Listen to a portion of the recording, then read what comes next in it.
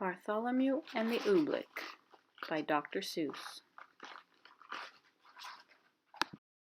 They still talk about it in the kingdom of Dib, as the year the king got angry with the sky. And they still talk about the page boy, Bartholomew Cubbins. If it hadn't been for Bartholomew Cubbins, that king and that sky would have wrecked that little kingdom. Bartholomew had seen the king get angry many, many times before.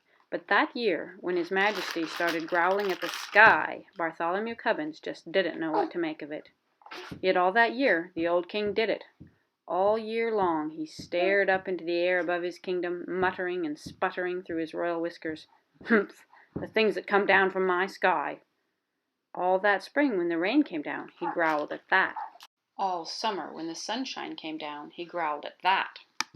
All autumn when the fog came down, he growled at that. And that winter, when the snow came down, he started shouting, "This snow, this fog, this sunshine, this rain, bah! These four things that come down from my sky." "But King Derwin," Bartholomew tried to calm him, "you've always had these same four things come down." "That's just the trouble," bellowed the king. "Every year the same four things. I'm mighty tired of those old things. I want something new to come down." "Something new to come down?" Bartholomew gasped. "That's impossible, Your Majesty. You just can't have it." "Boy, don't you dare tell me what I can or cannot have. Remember, Bartholomew, I am king." "I know, sire," said Bartholomew. "You rule all the land, and you rule all the people, but even kings can't rule the sky." "Can't, eh?" His Majesty flew into a terrible rage. "Well, maybe other kings can't do it, but maybe I'm the one king who can. You mark my words, Bartholomew Cubbins, I will have something new come down." But how to get something new to come down? That was rather hard to think up, and for many days the old king stomped around trying to figure out some way to do it. Then finally, late one night, when all the lords and ladies of the palace were fast asleep, just as the king was buttoning his royal nightshirt, he suddenly stopped still. A strange, wild light began to shine in his gray-green eyes. "Why, of course!" he began laughing. "They can do it for me. Bartholomew Cubbins, blow my secret whistle. Quick! Call my royal magicians." "Your magicians, Your Majesty?" Bartholomew shivered. "Oh, no, Your Majesty, don't call them." "Hold your tongue, Bartholomew Cubbins. You do as I command you. Blow my secret whistle." "Yes, sire," Bartholomew bowed. "But, Your Majesty, I still think that you may be very sorry." He took the king's secret whistle from its secret hook. He blew a long, low blast down the king's back secret stairway, and a moment later he heard them coming. Up from their musty hole beneath the dungeon, up the empty midnight tunnel to the royal bedchamber tower came the magicians on their padded, shuffling feet. Up and right into the room they came, chanting, "Shuffle, duffle, muzzle, muff, fista, wista, mystic cuff.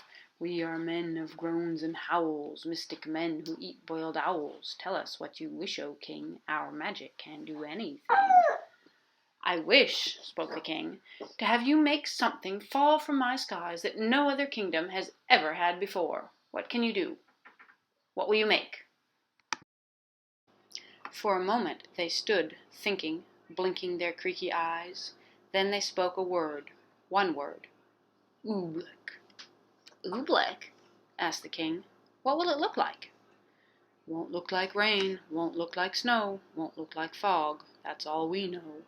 We just can't tell you any more. We've never made Oobleck before." They bowed. They started toward the door. "We go now to our secret cave on Mystic Mountain Nicotave. There, all night long, we'll work for you, and you'll have Oobleck when we're through." "They'll do something crazy," whispered Bartholomew. "Call them back. Your Majesty, stop them." "Stop them? Not for a ton of diamonds," chuckled the king. "Why, I'll be the mightiest man that ever lived. Just think of it. Tomorrow I'm going to have Oobleck." It took Bartholomew a long time to get the excited king to sleep that night. But there was no sleep for Bartholomew, the page boy. All night long he stood in the king's window, staring out at the Mystic Mountain Nicotave. Somewhere up there, Bartholomew knew, the magicians were working their terrible magic. All night the magicians did. All night they walked circles round their magic fire, making magic mumbling with their clucking tongues. Oh, snow and rain are not enough. Oh, we must make some brand new stuff. So feed the fire with wet mouse hair. Burn an onion, burn a chair. Burn a whisker from your chin, and burn a long, sour lizard skin. Burn yellow twigs, and burn red rust, and burn a stocking full of dust. Make magic smoke green thick and hot. It sure smells dreadful, does it not? That means the smoke is now just right, so quick, before the day gets light. Go, magic smoke, go high, go rise into the kingdom sky. Go make the Oobleck tumble down on every street in every town. Go make the wondrous Oobleck fall. Oh, bring down Oobleck on us all. Dawn was just breaking, and Bartholomew was still standing, trembling, watching at the bedchamber window. But now, as the sun rose, Bartholomew smiled. Those silly magicians hadn't done a thing. Then suddenly Bartholomew Cubbins stopped smiling. Was he seeing things? No, there was something strange up there in the sky. At first it seemed like a little greenish cloud, just a wisp of greenish steam, but now it was coming lower, closer, down toward the fields and farms and houses of the sleeping little kingdom. It was swirling round the topmost turrets of the palace. Tiny little greenish specks were shimmering in the air right over his head. Queer little greenish blobs just about the size of grape seeds. He stretched out his hand. He started to catch one. Then he pulled his hand back. There was something frightening about those blobs. Bartholomew slammed the window shut. "Wake up, your majesty," he shouted. "Your Oobleck, it's falling." The king sprang out of his royal bedsheets. "By my royal whiskers, it is!" he cried. "Oh, that beautiful Oobleck, and it's mine! Oh, mine!" "I don't like the looks of those blobs, sire," said Bartholomew. "They're coming down now as big as greenish peanuts." "The bigger the better," laughed the king. "Oh, what a day! I'm going to make it a holiday. I want every man, woman, and child in my kingdom to go out and dance in my glorious Oobleck." "Out in that stuff?" asked Bartholomew. "Do you really think it's safe, sire?" "Stop asking foolish questions," snapped the king. "Boy, you run to my royal bell tower. Wake my royal bell ringer. Tell him to ring the great holiday bell." For a moment Bartholomew Cubbins didn't move. "Run!" barked the king.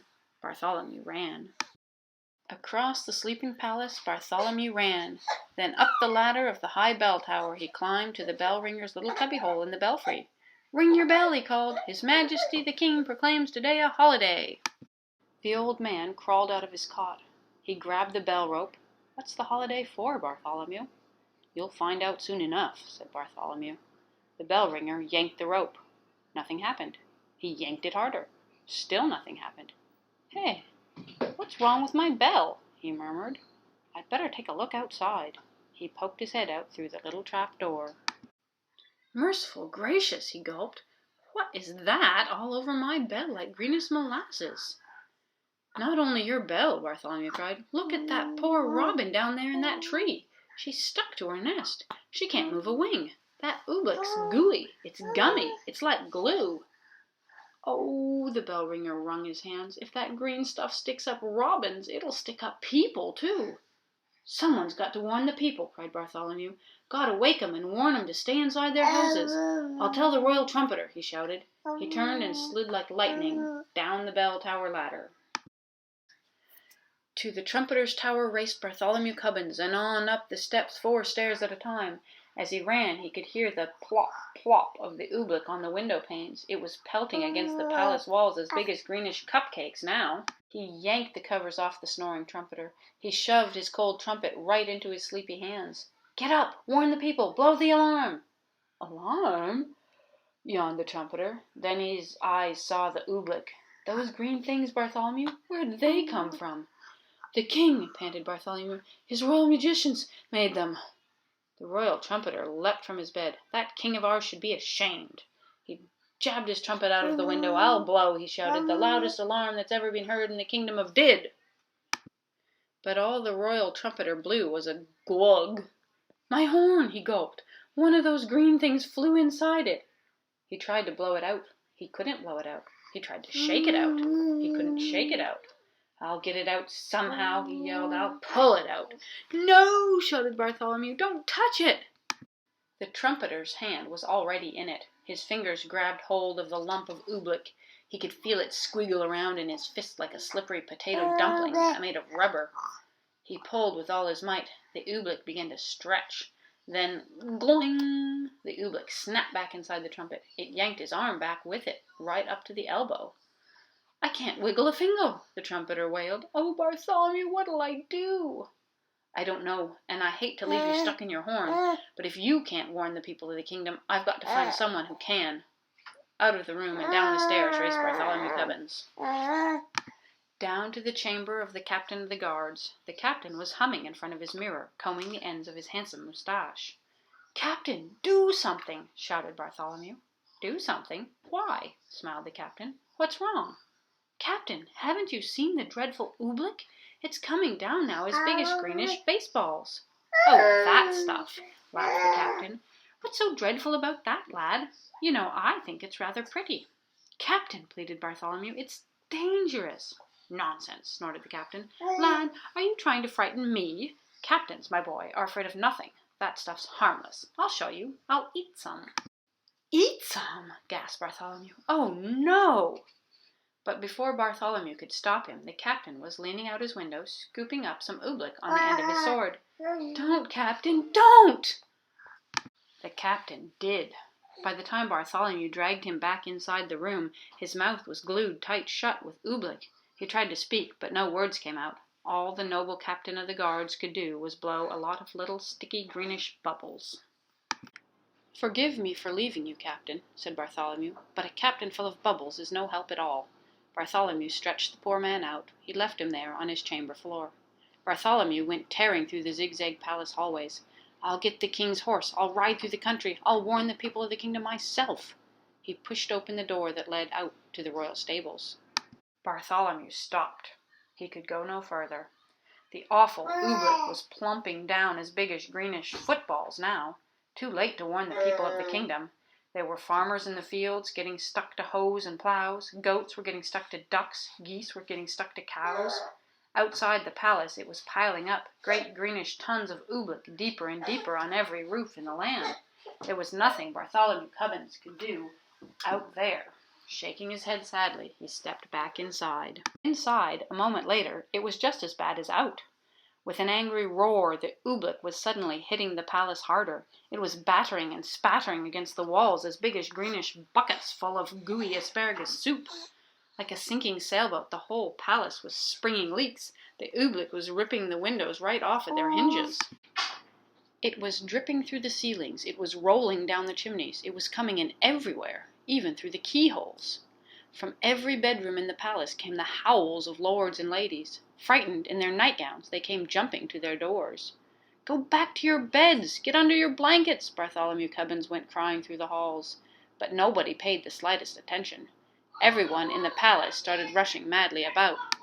The royal cook rushed down to the royal kitchen. Bartholomew Cubbins saw him trapped there, stuck to 3 stew pots, a teacup, and a cat. The royal laundress rushed outside to save her laundry. Bartholomew saw her stuck tight to the clothesline, between 2 woolen stockings and the king's best Sunday blouse. He saw the royal fiddlers. They were stuck to their royal fiddles. Everywhere Bartholomew ran, he saw someone stuck to something. They were stuck up by the dozens. Every last friend he had in the world was flopping and floundering, all hopelessly caught in the goo. Then, suddenly, in the midst of the hubbub, Bartholomew gasped, "The king!" Where was the king? He'd forgotten all about him. It was in the throne room that Bartholomew found him. There he sat, old King Derwin, proud and mighty ruler of the kingdom of Did, trembling, shaking, helpless as a baby. His royal crown was stuck to his royal head. The seat of his royal pants were stuck to his royal throne. Oobleck was dripping from his royal eyebrows. It was oozing into his royal ears. "Fetch my magicians, Bartholomew," he commanded. "Make them say some magic words. Make them stop the oobleck falling." Bartholomew shrugged his shoulders. "I can't fetch them, your majesty. Their cave on Mountain Nicotave is buried deep in oobleck."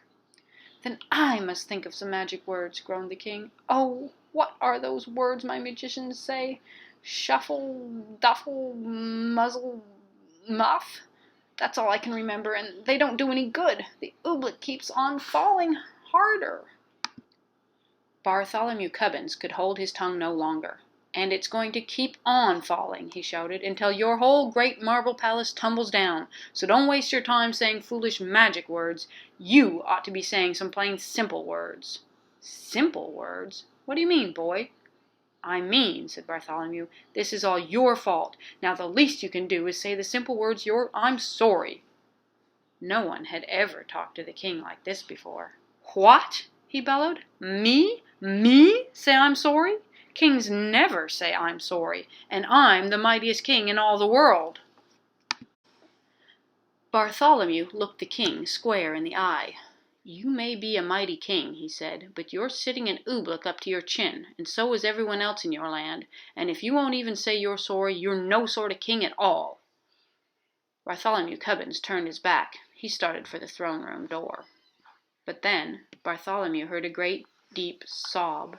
The old king was crying. "Come back, Bartholomew Cubbins. You're right. It is all my fault, and I am sorry. Oh, Bartholomew, I'm awfully, awfully sorry." And the moment the king spoke those words, something happened. Maybe there was something magic in those simple words, "I'm sorry." Maybe there was something magic in those simple words, "It's all my fault." Maybe there was, and maybe there wasn't. But they say that as soon as the old king spoke them, the sun began to shine and fight its way through the storm. They say that the falling oobleck blobs grew smaller and smaller and smaller. They say that all the oobleck that was stuck on all the people and on all the animals of the kingdom of Did just simply, quietly melted away. And then, they say, Bartholomew took the old king by the sleeve and led him up the steps of the high bell tower. He put the bell rope into His Majesty's royal hands, and the king himself rang the holiday bell. Then the king proclaimed a brand new national holiday in honor of the 4 perfect things that come down from the sky. The king now knew that these 4 old-fashioned things, the rain, the sunshine, the fog, and the snow, were good enough for any king in all the world, especially for him, old King Derwin of Did.